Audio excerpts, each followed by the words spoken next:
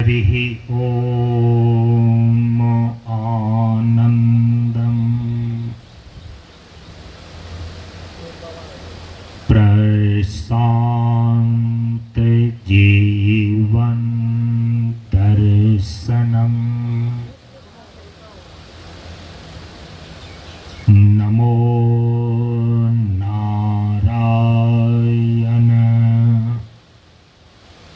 नारायणम्।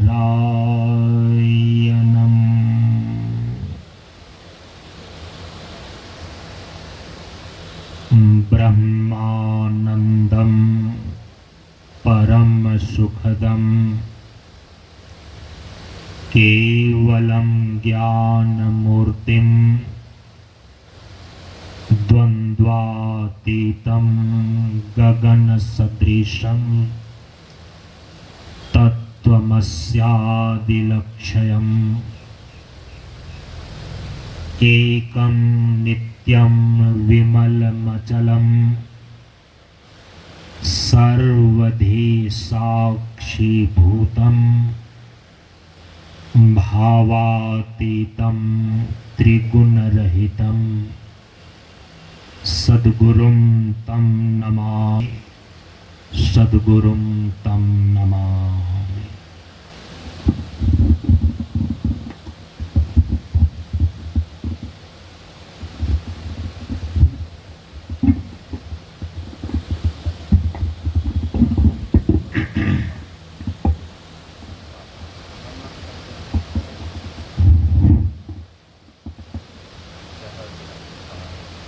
ज्ञान मार्ग सत्संग के सानिध्य में उपस्थित श्रद्धालु सत्संग प्रेमियों, ज्ञान बढ़े गुणवान के संगत,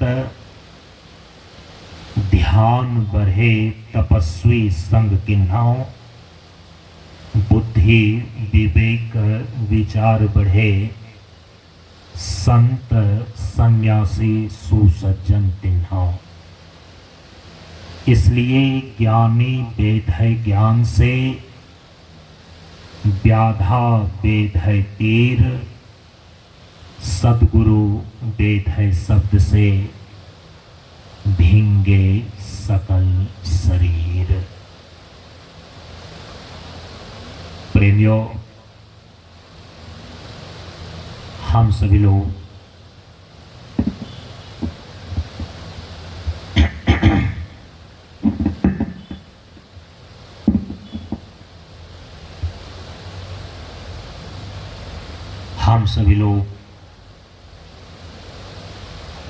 बिहार प्रांत के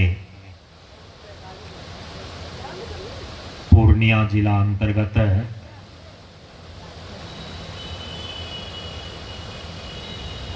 इस पूर्णिया शहर में स्थित पॉलिटेक्निक चौक के निकट श्री राजेंद्र प्रसाद एवं उनकी धर्मपत्नी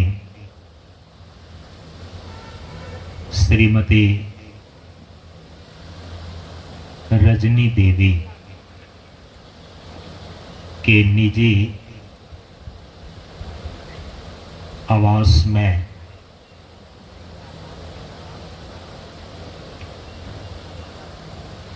उनके सुपुत्र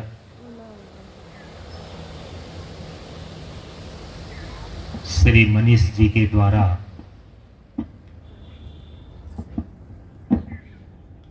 स्थापित शिक्षा संस्थान के उद्घाटन एवं प्रारंभ करने के शुभ अवसर पर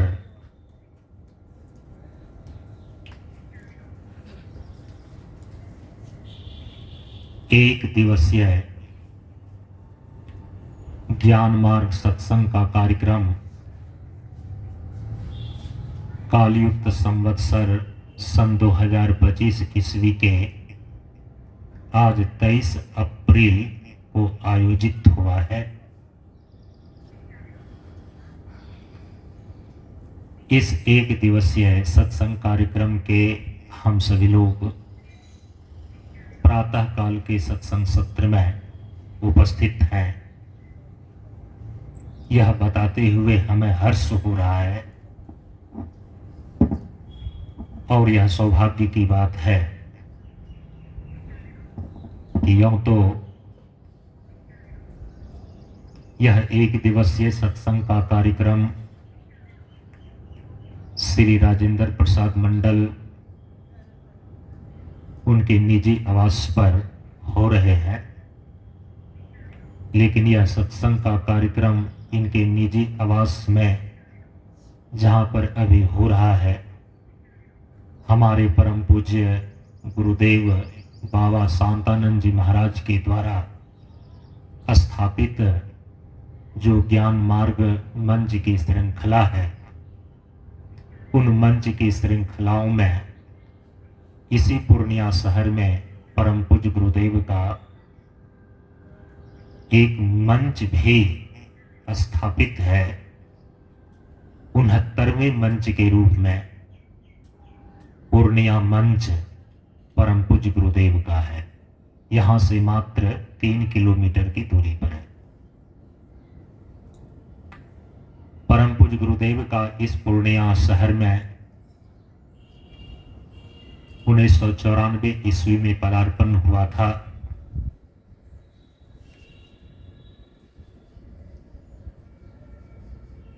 और मंच की श्रृंखलाओं में यह पूर्णिया मंच 69वें मंच के रूप में स्थापित है। इसके आगे 70वां मंच हरदा मंच है। उसके आगे 71वां मंच गेरावारी मंच है और उसके आगे 72वें मंच के रूप में बरारी मंच स्थापित है, जो कटिहार जिला के अंदर है। और उसके आगे 73वें मंच के रूप में जो पोठिया मंच है, तो परम पूज्य गुरुदेव का सानिध्य और प्रथम दर्शन। बैठिए, शांति से बैठिए, कुछ नहीं करना। परम पूज्य गुरुदेव का मुझे प्रथम दर्शन पोठिया मंच पर सन 1994 ईस्वी में 26 दिसंबर को प्राप्त हुआ। तो इसीलिए यह सौभाग्य की बात है कि परम पूज्य गुरुदेव के द्वारा स्थापित पूर्णिया मंच के क्षेत्र के अंदर ही मात्र 3 किलोमीटर की दूरी पर श्री राजेंद्र प्रसाद मंडल एवं उनकी धर्मपत्नी श्रीमती रजनी देवी के निजी निवास स्थान पर परम पूज्य गुरुदेव का यह ज्ञान मार्ग सत्संग मंच का कार्यक्रम हो रहा है।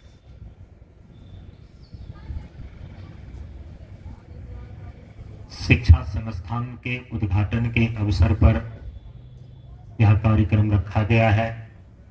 अभी आप सभी लोगों ने हमारे बरारी मंच के संचालक श्री दिनेश जी के द्वारा शिक्षा के महत्व पर आपने श्रवण किया।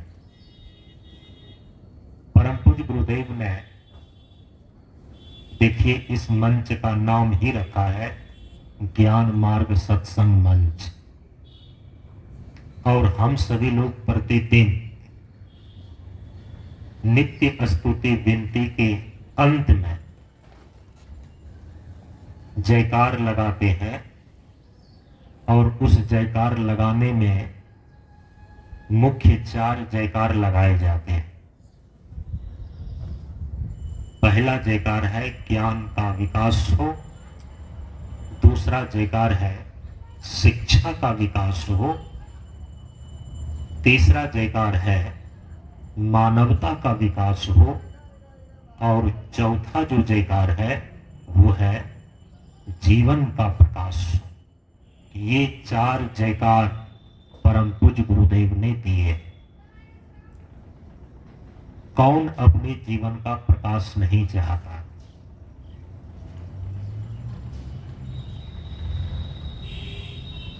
हम सभी लोगों ने बचपन में एक कविता पढ़ी थी आरसी प्रसाद सिंह की, यदि मेरी स्मृति सही हो, अन्यथा सुधार कर लेना। आरसी प्रसाद सिंह की अथवा राम धारी सिंह दिनकर की हो सकती है। ये सारी चीजें पढ़ा लिखा 35 साल हो गया ना। तो अपने क्लास की पुस्तक में 35 साल पूर्व मैंने एक कविता पढ़ी थी कि कुछ काम करो, जग में रहकर कुछ नाम करो।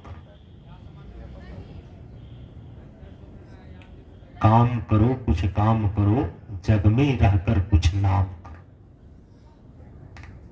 जग में दो प्रकार से नाम होते हैं।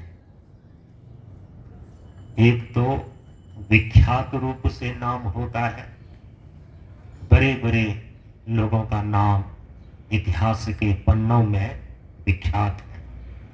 भगवान बुद्ध के नाम, भगवान राम के नाम, भगवान श्री कृष्ण के नाम, ये महापुरुष जो इस भारतवर्ष की धरती पर विश्व की क्षितिज पर आए, उनके आगमन का हजारों वर्ष हो गए। 2600 वर्ष लगभग हो गया भगवान बुद्ध के आए हुए। 5000 वर्ष हो गए भगवान श्री कृष्ण के आए हुए।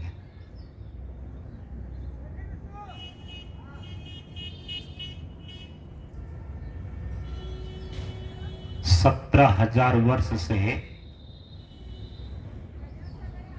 अभी के आधुनिक लोग मानते हैं, लेकिन हमारे शास्त्र के अनुसार से कम 3,17,000 वर्ष पूर्व में भगवान श्री राम का इस भारतवर्ष में अवतरण हुआ था। और उसके पहले भी कई महापुरुष और संत ऋषियों का इस भारतवर्ष की धरती पर आगमन हो चुका है। तो उनके नाम विख्यात हैं, श्रद्धा से हम उनका नाम लेते हैं। इसलिए उनके नाम के पहले शब्द लगाया जाता है प्रातः स्मरणीय।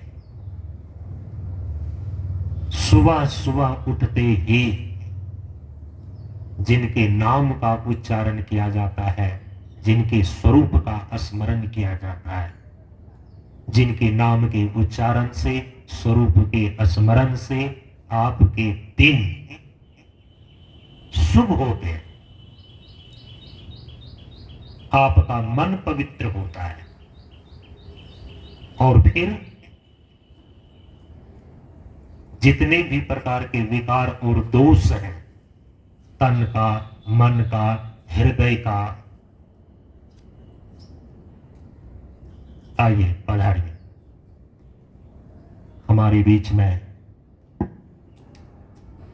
मलहरिया ग्राम में स्थित, जो कटिहार जिला के अंदर समेली प्रखंड में मलहरिया ग्राम है, वहां पर एक बहुत बड़ा कबीर मठ है। वहीं के महंत साहेब संत श्री मिथिलेश साहेब जी अभी पधारे हैं, और चूंकि समय अधिक हो गया है तो इनका प्रवचन अमृतवाणी हम सभी लोग अपराह्न काल के सत्र में सुन पाएंगे। तो अभी मैं आपको बता रहा हूं कि नाम दो प्रकार से होते हैं इतिहास में। एक विख्यात के रूप में नाम होता है, जो हमारे महापुरुष हो गए हैं, जो हमारे महापुरुषों ने इस भारतवर्ष में अवतरण लिया, तो उनका इतना विख्यात नाम है कि आज भी हजारों लाखों वर्ष हो जाने के बावजूद भी एक एक बच्चा उनके नाम को जानते हैं, श्रद्धा से उनका नाम लेते हैं, स्मरण करते हैं। लेकिन एक दूसरे प्रकार से भी नाम हो जाता है और उसको बोलते हैं विख्यात। जैसे कि कोई असुर है, कोई राक्षस है, कोई दैत्य है, हमारे पुराणों में उसका भी वर्णन है। हम रावण को भी जानते हैं, हिरण्यकशिपु को भी जानते हैं, कंस को भी जानते हैं। बचपन से ही हम सभी लोग सुन रहे हैं कि 3 सताए 3 गए, धर्म धन और वंश, ना मानो तो देख लो जैसे रावण कौरव कंस। तो कंस का भी नाम है, लेकिन कुख्यात के रूप में। व्यक्ति श्रद्धा से उनका नाम नहीं लेता, वो पूजनीय नहीं है।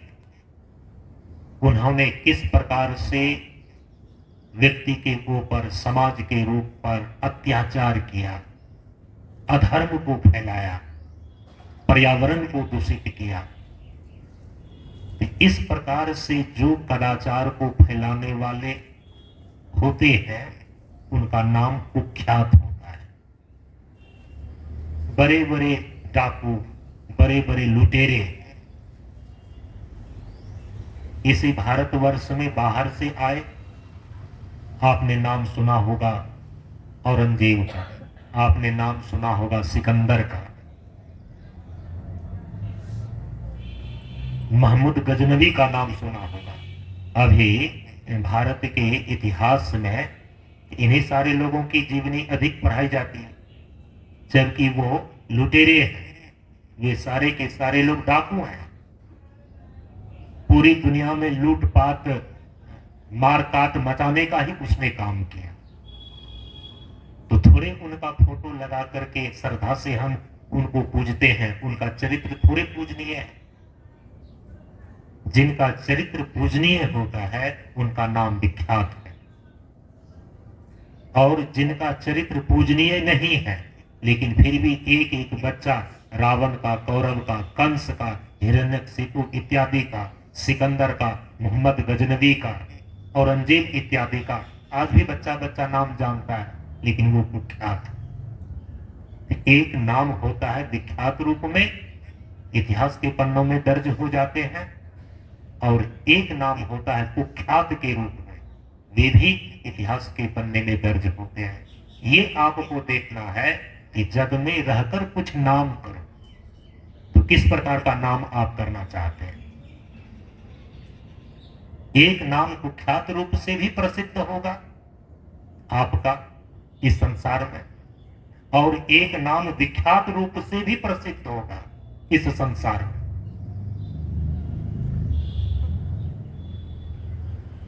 तो सभी लोग अपने नाम को तो विख्यात ही करना चाहते हैं। विख्यात शब्द का अर्थ ही होता है वी जोर ख्यात। वी माने विशेष रूप से, ख्यात माने ख्याति। जिसकी विशेष रूप से इस संसार में यश, कृति और ख्याति फैली हुई है, वो विख्यात है। और कुख्यात का अर्थ होता है कु माने बुरा, और ख्याति माने फैला हुआ। जिसके जीवन का हर गतिविधि बुराई के रूप में ही इस संसार में फैला हुआ आज तक व्यक्ति जान रहा है, हम उसको कुख्यात बोलते हैं। तो जिसका नाम विख्यात है वो पूजनीय है। तो परम पूज्य गुरुदेव जी कहते हैं कि जीवन का प्रकाश हो। ख्याति शब्द जो है ना, ख्याति का एक अर्थ प्रकाश भी होता है व्याकरण में। विशेष प्रकाश, आपके जीवन का विशेष प्रकाश हो, आप विशेष रूप से अपने जीवन को उजागर कर सकें। ये नहीं है कि जीवन का प्रकाश होने का केवल इतना मतलब यहां पर नहीं है कि बड़े बड़े पंपलेट में आपका नाम छप करके शहर के गली मोहल्ले में टंग जाता है, टीवी में आपका नाम आने लगा, अखबारों में छपने लगा। तो जीवन का प्रकाश कहने का अर्थ केवल इतना ही नहीं है, वो व्यवहारिक रूप। जीवन प्रकाश कहने का आध्यात्मिक अर्थ है कि जीवन का जो मूल शब्द जीव है ना, इस जीव को विशेष रूप से प्रकाशित करना जीवन का प्रकाश कहलाता है। क्योंकि ये जीव तो शरीर और संसार के बंधन से बंधा हुआ है। तो शरीर और संसार से बंधा हुआ जब तक है यह जीव, ये अंधकार में पड़ा हुआ है, अज्ञान में पड़ा हुआ है। स्वरूप ज्ञान से रहित जो चेतन है, दर्शन शास्त्र की भाषा में उसी की जीव संज्ञा है। स्वरूप ज्ञान से रहित सगुण चेतन जीव कहलाता है। गोस्वामी तुलसीदास जी महाराज ने रामचरितमानस में भगवान के मुख से लक्ष्मण जी के प्रति उपदेश का प्रतिपादन किया है ना। जीव का स्वरूप क्या बतलाया वहां पर? माया ईस न आपो आप कहो जान कहिए सूझे। माया ईस न आप कहो जान कहिए सूझी। जीव को परिभाषित ही किया कि जिनको तीन चीजों के यथार्थ स्वरूप का ज्ञान नहीं है, ऐसे अज्ञानी सगुण चेतन को जीव बोलते हैं। भगवान श्री राम कह रहे हैं लक्ष्मण जी को कि जीव कहते किसको है? कहा कि जिसको स्वरूप का ज्ञान नहीं है, तीन चीजों को वो ठीक ठीक ढंग से नहीं जानता है। वो कौन कौन चीज, तीन चीजें हैं? कहा कि जो माया के स्वरूप को ठीक ठीक नहीं जानता, दूसरी चीजें जो ईश्वर के स्वरूप को ठीक ठीक नहीं जानता, और तीसरी चीजें जो स्वयं के स्वरूप को, खुद के स्वरूप को ठीक ठीक नहीं जानता है। ऐसे अज्ञानी सगुण चेतन का नाम है जीव। इसी अज्ञानता के अंधकार के कारण यह जीव जो है शरीर और संसार के बंधन में पड़ा हुआ, जा बस जीव परा भव कूपा, एक दुष्ट अतिशय दुख रूपा। नाना प्रकार के दुखों को ये झेल रहा है। तो जीवन के प्रकाश कहने का अर्थ होता है, ध्यान दीजिए, यह जीव जिस अज्ञान के अंधकार में, किस प्रकार का अज्ञान? अपने स्वयं के स्वरूप के विषय में अज्ञान।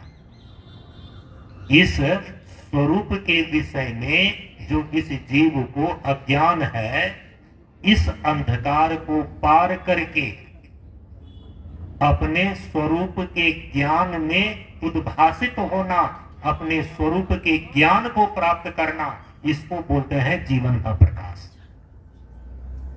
जीवन के प्रकाश का आध्यात्मिक अर्थ ये होता है। परम पूज्य गुरुदेव ने इसलिए प्रार्थना की पंक्ति में सबसे पहले यही निर्देशित किया कि परम प्रभु स्वज्ञान जी का जीवन हो गई ज्ञान। इस जीव का जो वास्तविक स्वरूप है, इस जीव का जो परमार्थ स्वरूप है, वो परम प्रभु परब्रह्म परमात्मा है। इसी जीवन में इस चीज का बोध हो जाए, और यदि बोध हो गया तो क्या होगा?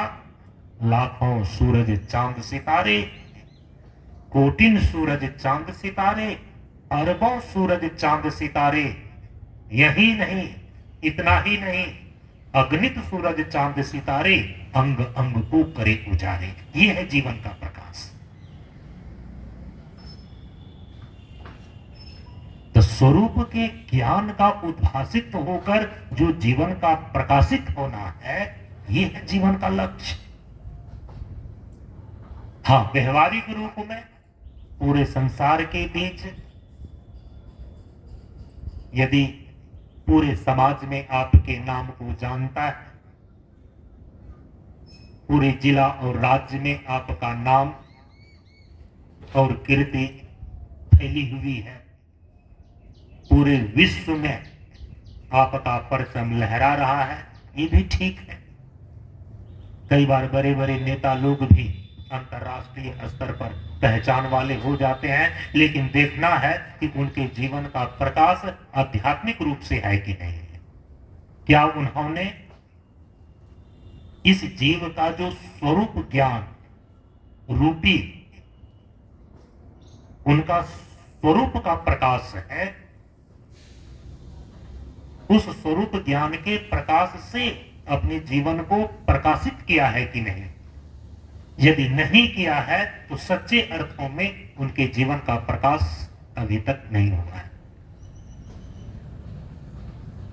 राजनीतिक स्तर से आपके जीवन की छवि अंतर्राष्ट्रीय स्तर पर है, वो धूमिल भी हो सकती है, लेकिन जो संत महापुरुष अपने स्वरूप के ज्ञान से जीवन को प्रकाशित करते हैं, भक्ति फल बिन सही नहीं, जो जुग जाए अनंत, ऊंच नीच घर संत, ऊंच नीच घर जन्म ले तो भी संत के संत। संत के जीवन का जो प्रकाश है ना, कहा कि वो माणिक के प्रकाश से भी अधिक उज्जवल है, सूरज चांद तारे के प्रकाश से भी ज्यादा प्रखर है। संत जीवन लोगों का जो प्रकाश होता है, इसीलिए गोस्वामी जी ने कहा कि संत उदय संत तक सुखकारी, संत उदय संतक सुखकारी। संत के जीवन का प्रकाश ऐसा होता है, भगवान के अवतरण का प्रकाश ऐसा होता है जो कि सभी लोगों के लिए, संपूर्ण लोक कल्याण के लिए वह सुखद होता है, सुखकारी होता है। इस प्रकार का जीवन प्रकाशित होता कैसे?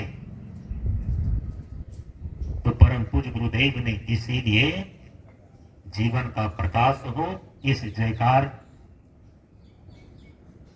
को कहने के पहले कहा कि जीवन जो सच्चे अर्थों में प्रकाशित होता है, उसके पहले 3 चीजें हैं। जिस 3 चीजों की साधना से, जिन 3 चीजों को साध लेने से, जिन 3 चीजों के अभ्यास से आपका जीवन सच्चे अर्थों में प्रकाशित होता है, वो 3 चीजें क्या है? किस चीज को हम विकसित करें जो जीवन प्रकाशित हो जाए? तो परम पूज्य गुरुदेव कहते हैं कि जीवन के प्रकाश के लिए तुम्हें 3 चीजों का विकास करना हो।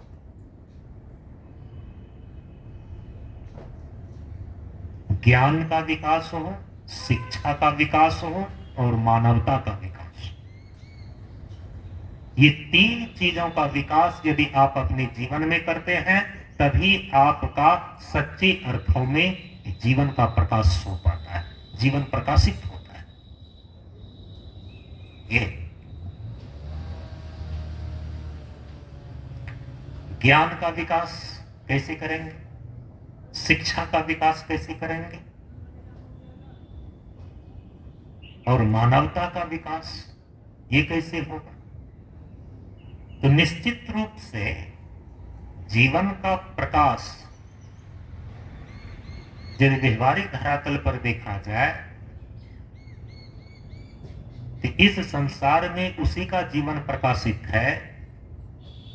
संसार के सारे लोगों के प्रकाश में उसी का जीवन है जिन्होंने अपने जीवन में मानव और मानवता को दर्शाया है।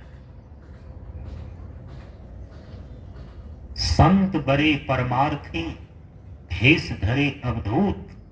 सोचिए, परमार्थ के कारणे साधुन धरा शरीर। संत महात्माओं का जीवन इतना प्रकाशित क्यों है? क्योंकि उन्होंने अपने जीवन में जितनी मानव और मानवता को दर्शाया है, कोई उतना मानव और मानवता को नहीं दर्शा पाता। परमार्थ के कारण साधु धारा शरीर पूरे मानव समाज के लिए ही जो जीते हैं उनको संत महापुरुष बोलते हैं। कोई तो थोड़ी देर के लिए थोड़ा सा समाज का कल्याण करने के लिए अपना योगदान देता है, लेकिन जो पूरे ही जीवन को समाज के कल्याण के लिए ही धारण किया हो, ऐसे तो केवल संत महापुरुषों का ही जीवन होता है। तो पूरी मानव और मानवता के लिए समर्पित संत महात्माओं का जीवन होने के कारण सबसे ज्यादा उनका जीवन प्रकाशित है। ये मानव और मानवता अधिक से अधिक आप किस प्रकार से दर्शा सकते हैं, कौन दर्शा सकेगा? अब उसके लिए परम पूज्य गुरुदेव कहते हैं जो दो चीजों का विकास करेगा, ज्ञान का और शिक्षा का। अपने इंद्रियों को अपने वश में करना, इंद्रिय संयम का नाम है शिक्षा। शास्त्र में शिक्षा का अर्थ होता है इंद्रियों का संयम करना। इंद्रिय सिद्धि जीवन वृद्धि, इंद्रिय निग्रह जीवन संग्रह। स्कूल में, कॉलेज में, यूनिवर्सिटी में, शिक्षा संस्थान में जो शिक्षाएं दी जाती है उसका उद्देश्य क्या है? इंद्रियों का संयम प्राप्त करना। स्वामी विवेकानंद ने शिक्षा और क्रांति के भाषण में, शिक्षा और क्रांति पर जब उन्होंने भाषण दिया तो विवेकानंद साहित्य में वो लेख छपा हुआ है, आप पढ़िए वहां पर। उन्होंने स्पष्ट लिखा है कि हमारे भारतवर्ष में शिक्षा का सीधा अर्थ है, शिक्षा का सीधा तात्पर्य है इंद्रियों पर नियंत्रण प्राप्त करना। इंद्रियों के संयम का नाम है शिक्षा। और शिक्षा संस्थान में जितनी भी चीजें पढ़ाई जाती है उसका एक ही उद्देश्य है, आपके जीवन में जितनी भी इंद्रियां काम कर रही है वो सुसंस्कृत हो जाए, संयमित हो जाए। और यही कारण है कि शिक्षा के नाम पर यदि आज बड़ी बड़ी डिग्रियां लेकर के भी कोई आदमी बैठा है और उसके जीवन में इंद्रियों का संयम यदि नहीं देखा जाता, खुद वह शिक्षक ही क्यों ना हो, वह प्रोफेसर ही क्यों ना हो, वह लेक्चरर ही क्यों ना हो, तथा कथित वह कहलाने वाला विद्वान ही क्यों ना हो, समाज में उसकी प्रतिष्ठा नहीं। यहां तक कि हम लोगों ने देखा है कि जो कभी स्कूल कॉलेज नहीं गया,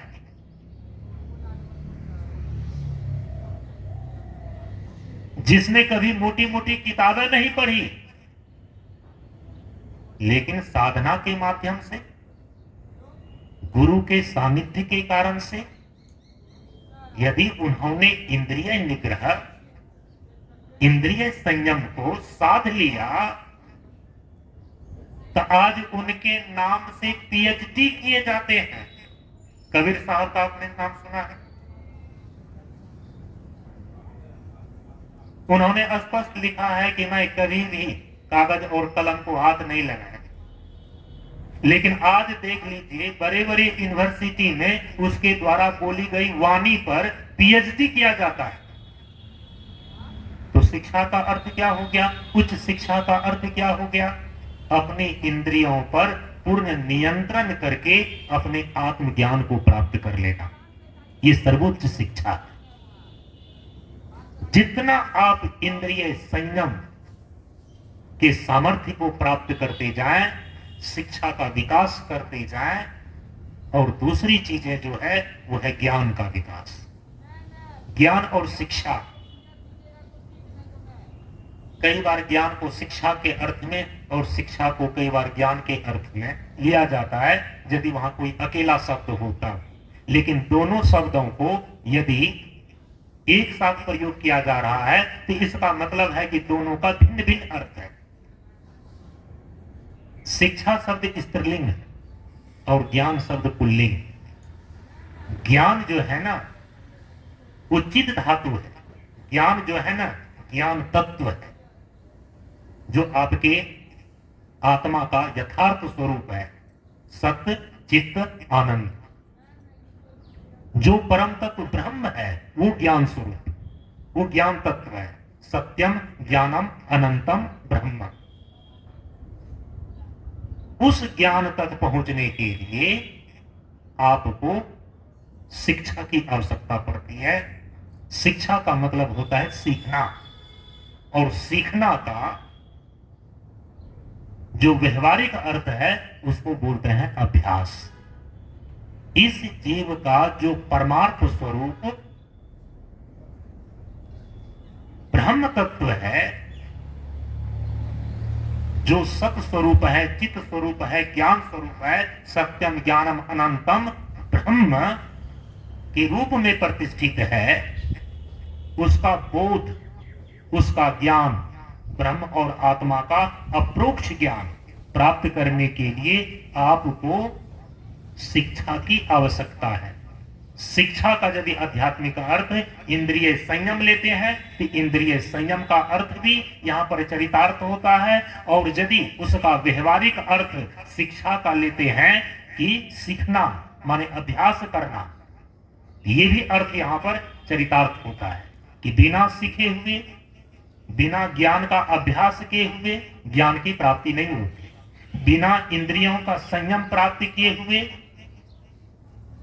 आत्म स्वरूप का ज्ञान कोई प्राप्त नहीं करता।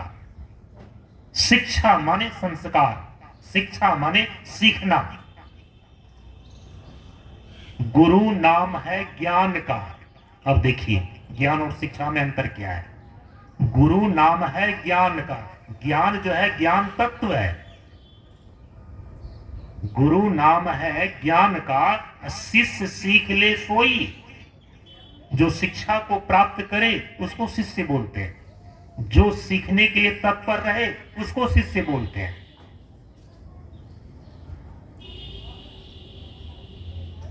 गुरु नाम है ज्ञान का। शिष्य सीख ले सोई। ज्ञान मर जात जाने बिना गुरु शिष्य न कोई।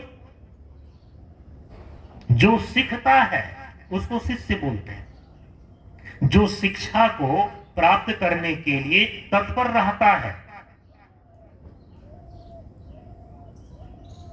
उसको शिक्षार्थी बोलते हैं। ऐसे ही बना है विद्यार्थी। विद्या को प्राप्त करने वाला, विद्या को चाहने वाला, विद्या का अभ्यास करने वाला जो है उसको विद्यार्थी बोलते हैं। तो शिक्षा भी दो प्रकार के हो जाते हैं। एक है भौतिक शिक्षा और दूसरा है आध्यात्मिक शिक्षा। प्रथम गुरु माता पिता, दूसर भौतिक शिक्षा, स्वयं का जो बोध करावे, तीसर गुरु दीक्षा। एक व्यवहारिक शिक्षा है जो माता पिता के द्वारा प्राप्त होता है किसी बच्चे को, उसको बोलता है व्यवहारिक शिक्षा। कैसे खाना है, कैसे बैठना है, किसके साथ किस शब्द का संबोधन करना है। तो प्रथम गुरु माता पिता। इसीलिए माता पिता को पहला गुरु मानते हैं, क्योंकि बच्चे को प्राथमिक शिक्षा देने का काम माता पिता ही करते हैं। तो दूसर भौतिक शिक्षा।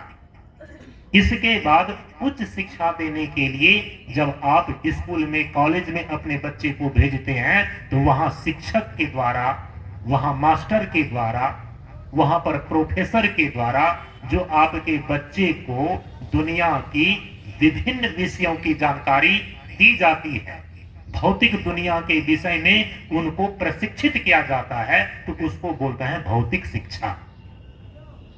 और भौतिक शिक्षा देने वाले ये भौतिक गुरु कहलाते हैं। लेकिन एक तीसरे प्रकार की शिक्षा है जिसको बोलते हैं आध्यात्मिक शिक्षा। आध्यात्मिक शिक्षा किसको बोलते हैं? जो आत्मा का बोध करावे, तीसर गुरु दीक्षा संत सदगुरु के सानिध्य में जब आप अपने आत्म स्वरूप का ज्ञान प्राप्त करने के लिए शिक्षा ग्रहण करते हैं दीक्षा के रूप में, जब वहां पर योग साधना और अंदर हम किस प्रकार से चलते हुए अपने स्वरूप की यात्रा को पूरा करते हैं और आत्म साक्षात्कार होता है, ये जो आध्यात्मिक विद्या है ना, जब ये गुरु सिखाते हैं, एक शिष्य को प्रशिक्षण देते हैं, तो इसी को बोलते हैं आध्यात्मिक शिक्षा। इसको प्राप्त करने के लिए संकल्पित हो जाना, इसको प्राप्त करके उसी संकल्प के अनुसार से चलना, तो इसको बोलते हैं फिर दीक्षा। द माने देना, इच्छा माने अपनी इच्छा को, अपने संकल्प को गुरु के द्वारा जो आत्म कल्याण के लिए भीतर मार्ग का रास्ता बतलाया गया है, उस साधना के लिए अपने आप को व्रतशील कर लेना, संकल्पित कर लेना, अपनी संपूर्ण इच्छाओं का समर्पण कर देना उसके लिए, इसको बोलते हैं दीक्षा। तो दीक्षा का अर्थ है दीक्षामय जीवन। तो शिक्षा का क्षेत्र जो है ना, इसीलिए बहुत ज्यादा विस्तृत है। एक व्यवहारिक शिक्षा है जो माता पिता के द्वारा प्राप्त होते हैं, दूसरा भौतिक शिक्षा है जो हमें स्कूल कॉलेज में शिक्षक के द्वारा प्राप्त होते हैं, लेकिन एक तीसरा आध्यात्मिक शिक्षा है जो हमें संत सदगुरु के द्वारा दीक्षा के रूप में प्राप्त होते हैं।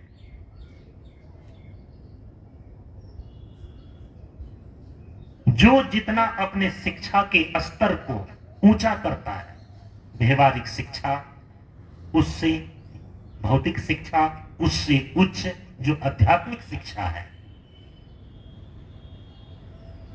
उस आध्यात्मिक शिक्षा, उस अध्यात्म अर्थात आत्मा के साक्षात्कार के लिए जो आत्म विद्या गुरु के द्वारा बताई गई है, उसका प्रतिदिन जब आप अभ्यास करते हैं, क्योंकि शिक्षा का अर्थ अभ्यास भी है, तो परम पूज्य गुरुदेव ने तत्गुण वंदना के अंदर कहा ना कि पाचन सांच होने से ज्ञान अभ्यास हो जाता है।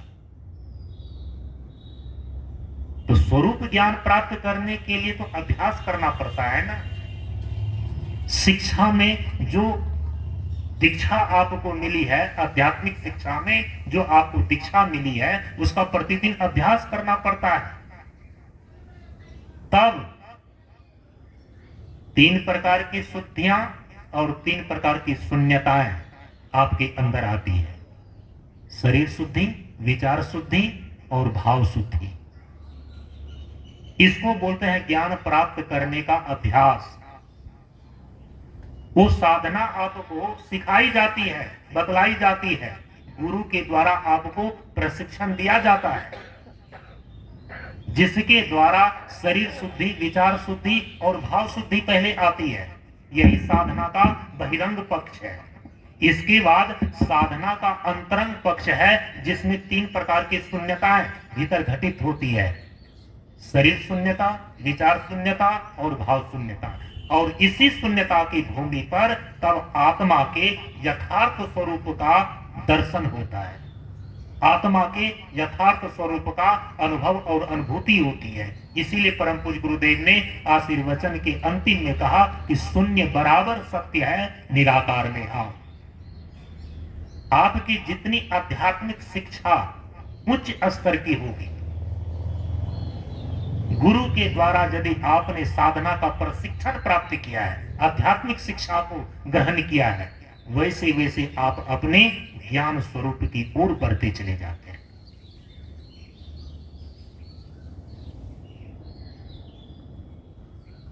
ब्रह्म और आत्मा का अपरोक्ष ज्ञान हो गया। इस जीव को अपने पूर्ण स्वरूप ईश्वर का तात्विक ज्ञान की एकता प्राप्त हो गई, तो समझना चाहिए कि वहां पर ज्ञान पूर्ण हो गया। तो उस ज्ञान की ओर बढ़ते जाना, स्वरूप ज्ञान की ओर बढ़ते जाना, इसको बोलते हैं ज्ञान का विकास।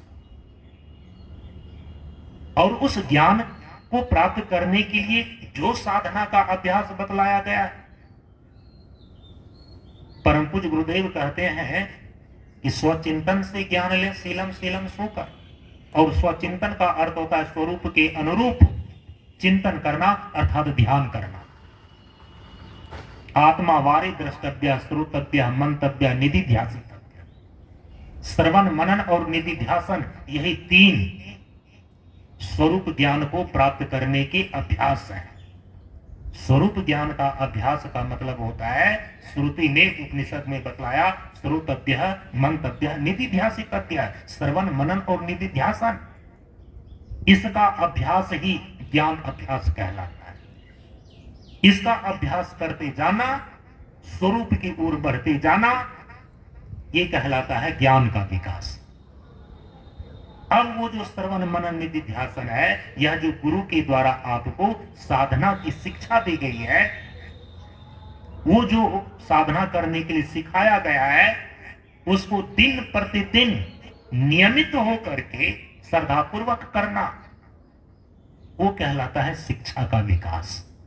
इंद्रियों का संयम भी बढ़ता जाएगा, इंद्रियों का निग्रह बढ़ता जाएगा, तो धीरे धीरे इंद्रिय निग्रह और प्राण निग्रह से मनोनिग्रह की क्षमता आती जाती है। जैसे जैसे शिक्षा को आप विकसित करेंगे, इंद्रिय संयम, प्राण संयम और मन संयम की क्षमता बढ़ती जाएगी, वैसे वैसे आप स्वरूप ज्ञान की ओर, आत्म साक्षात्कार की ओर बढ़ते जाएंगे। इसको बोलते हैं ज्ञान का विकास हो, शिक्षा का विकास हो। ये दोनों का विकास यदि आप अपने जीवन में कर लिए ना, यही सही अर्थों में अपनी मानव और मानवता को दर्शा सकता है। क्योंकि इस सृष्टि में 84 लाख योनियों में सबसे ज्यादा महत्वपूर्ण योनि मानव योनि है, मनुष्य योनि है। बड़े भाग मानुष तन पावा, सुर दुर्लभ सदग्रंथ ही गावा। देवताओं को भी जो दुर्लभ योनि है, उसको बोलते हैं मनुष्य योनि। क्यों? कि साधन धाम मोक्ष कर द्वारा। यह जीव केवल मानव शरीर में ही मोक्ष का रास्ता पाता है, और किसी भी अन्य योनि में वो जीवन का जो परम पुरुषार्थ मोक्ष है, इस मोक्ष के रास्ते को, इस द्वार को नहीं प्राप्त कर पाता है। इसीलिए मनुष्य योनि को देव दुर्लभ कहा गया। नहीं तो आकर 4,84,000 योनि भ्रमत यह जीव अविनाशी। फिरत सदा माया कर प्रेरा, काल कर्म स्वभाव गुण घेरा। केवल और केवल यह जीव इस मानव के शरीर में ही मोक्ष का रास्ता पाता है, मोक्ष का रास्ता प्राप्त करता है। तो मानव महत्वपूर्ण है 84 लाख प्रकार की योनियों में। और मानवता क्या है? मानवता क्या है? यदि मानव, परम पूज्य गुरुदेव कहते हैं मानव और मानवता महत्वपूर्ण है, तो 84 लाख प्रकार के योनियों में तो मानव महत्वपूर्ण है ही। क्योंकि बड़े भाग मानुष तन पावा, सुर दुर्लभ सद ग्रंथ ही गावा, साधन धाम मोक्ष कर द्वारा। 84 लाख प्रकार के योनियों में मानव इसलिए महत्वपूर्ण है क्योंकि केवल मानव शरीर में ही यह जीव मोक्ष का द्वार प्राप्त करता है, मोक्ष का रास्ता इसको प्राप्त होता है, और किसी योनि में नहीं। ठीक है, मानव के शरीर में यह जीव आ गया, मनुष्य जीवन जी रहा है। अब मनुष्य जीवन में जब तक यह जीव जी रहा है, मानव जीवन जी रहा है, मानवता को दर्शाना ये उससे ज्यादा महत्वपूर्ण है। जन्म लेना बड़ी बात नहीं है, जिंदा रहना बड़ी बात है, और जिंदा रहना भी बड़ी बात नहीं है। परम पूज्य गुरुदेव कहते हैं कि एक सही स्वस्थ और संपूर्ण जीवन जीना ये ऊंची बात है। सबसे बड़ी मानवता क्या है? कि ये मानव शरीर जिस महान कार्य को करने के लिए भगवान ने आपको प्रदान किया है, उस महान कार्य को संपादित कर लेना, इससे ऊंची कोई मानवता नहीं है। क्योंकि जिस महान कार्य को करने के लिए कब हुक करी करुणा नर देही, इस देत बिनु हेतु सनेही, परमात्मा ने करुणा करके इस जीव को मानव का शरीर प्रदान किया है, मनुष्य का जीवन प्रदान किया है महान कार्य को करने के लिए। आहार निद्रा भय मैथुनश्च सामान्यम एतत् पशु भी नाराणाम। आहार निद्रा भय और मैथुन ये चारों प्रकार की प्रवृत्ति तो मनुष्य और पशु में एक समान पाई जाती है। यदि मनुष्य आहार निद्रा भय और मैथुन इन्हीं चार कामों को कर रहा है, उसकी व्यवस्था में लगा हुआ है, तो ये कोई महान कार्य नहीं है, क्योंकि वो तो पशु भी कर रहे हैं। आहार भी कर रहा है, खाना पकाना, निद्रा भी कर रहा है, सोना जागना, भयभीत है, अपने जान का डर है, और फिर सुरक्षा की भावना। मैथुन बाल बच्चे को पैदा करना, उसका पालन पोषण करना, ये तो पशु पक्षी भी कर रहा है।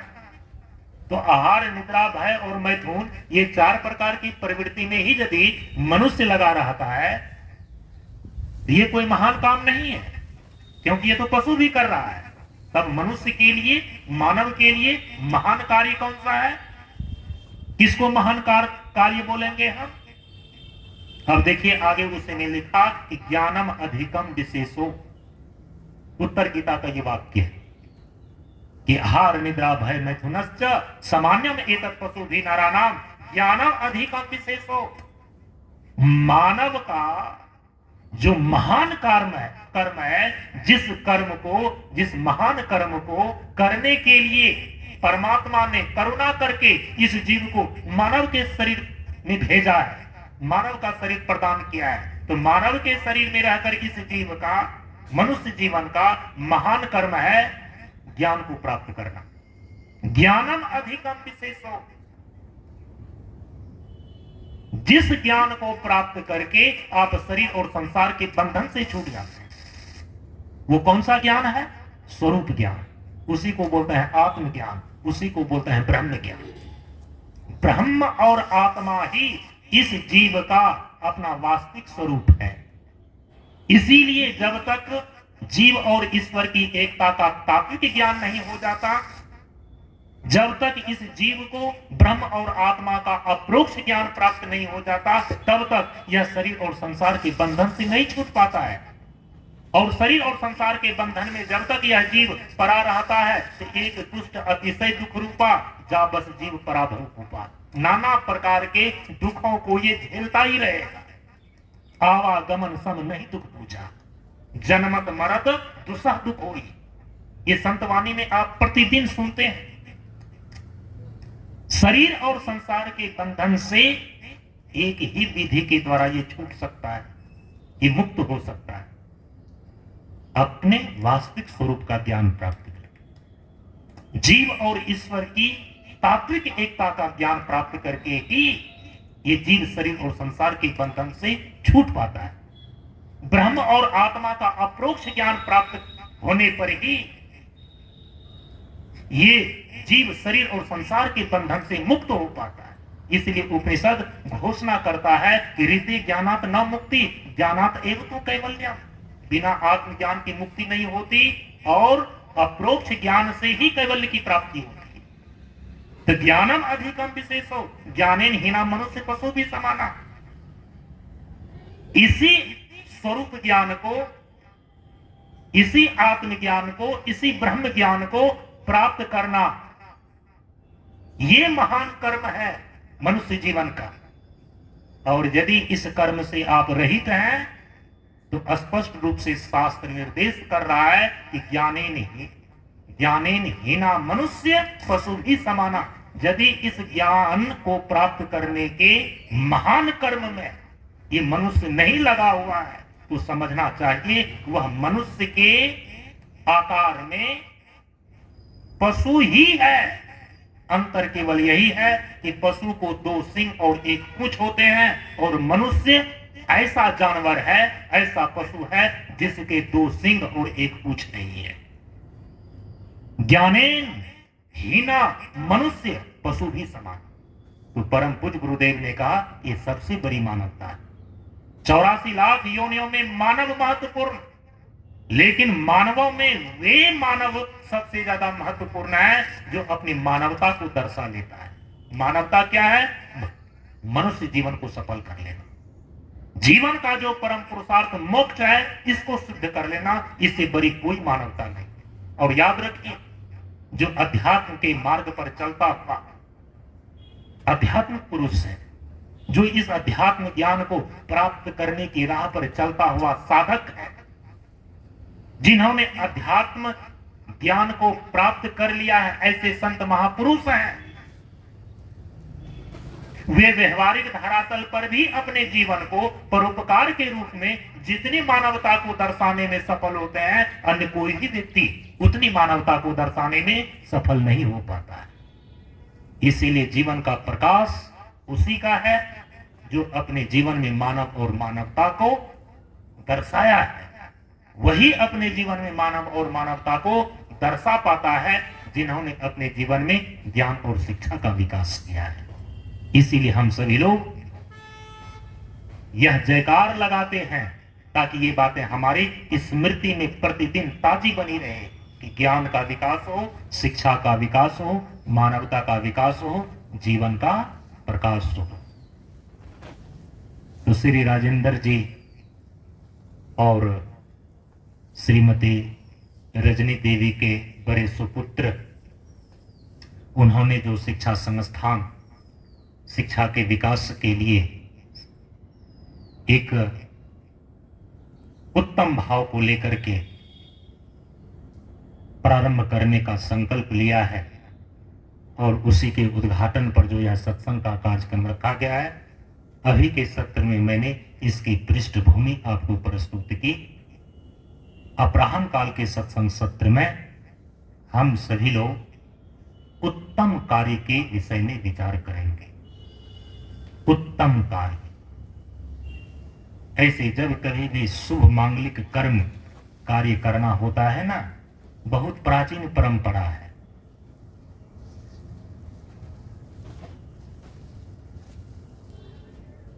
क्योंकि वेद के 3 कांड हैं, कर्म कांड, उपासना कांड और ज्ञान कांड। कर्म कांड के स्तर से व्यक्ति शुभ मांगलिक कार्य का आरंभ सत्यनारायण भगवान की कथा से कर देते, आज भी कर रहे हैं। कर्म कांड स्तर से जब हम किसी भी शुभ कार्य का आरंभ करते हैं ना, ये हमारे सनातन धर्म की बहुत प्राचीन परंपरा रही है कि जो सत्य स्वरूप नारायण है, जो सत्य स्वरूप भगवान है, उनकी कथा करके हम किसी भी भौतिक शुभ कार्य का आरंभ करते हैं। तो आज भी घर घर में सामान्य रूप से लोग सत्यनारायण भगवान की कथा और पूजा करा करके देखिए किसी भी शुभ कार्य का आरंभ करते हैं। ये परंपरा बनी है हमारे। वेद का जो दूसरा कांड है, उपासना कांड, उस उपासना में भगवान का सहस्त्र नाम का पाठ, भगवान का स्तुति, भगवान की स्तुति और भगवान के नाम संकीर्तन होते हैं। उपासना का अंग है नाम जप इत्यादि, संकीर्तन इत्यादि।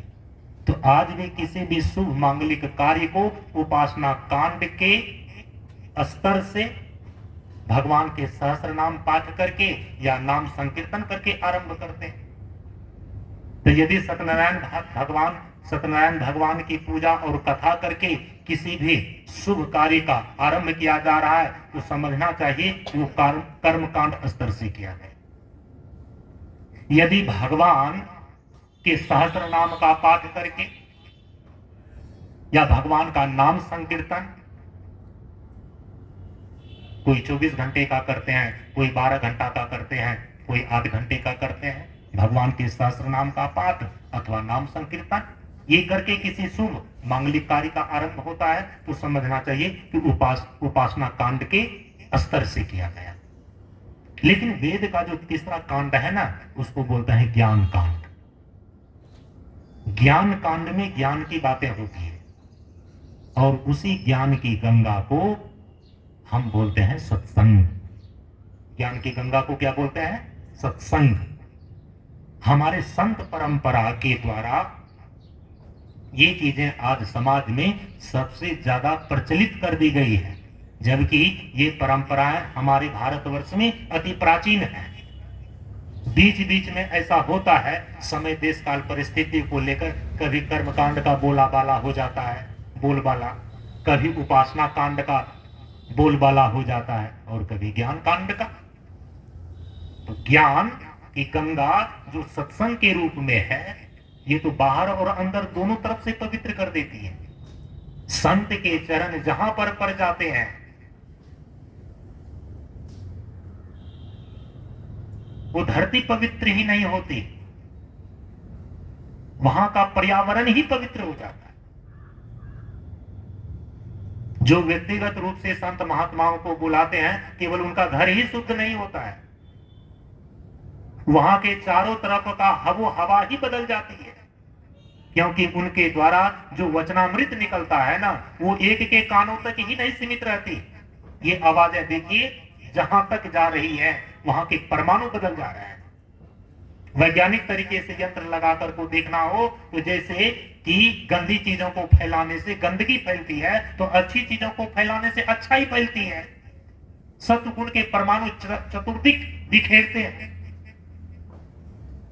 तो जा घर में प्रभु भक्ति है, संत बने मेहमान, ता घर ब्रह्म डेरा दिया, जीते जी भगवान।